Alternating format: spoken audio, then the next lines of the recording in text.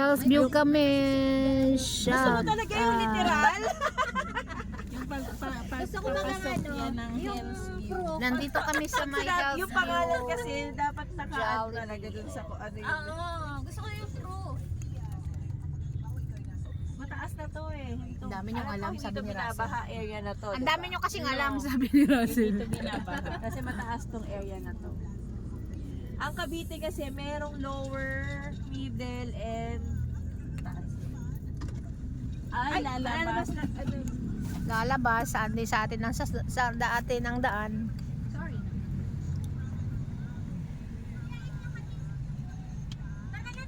Tara na, sasakay natin. Oh, wait lang. Yan na naman si Aligagaers. I love, ano to, Timala? Timalan. Sexy naman ni Russell. Yes, always naman ako sexy ah.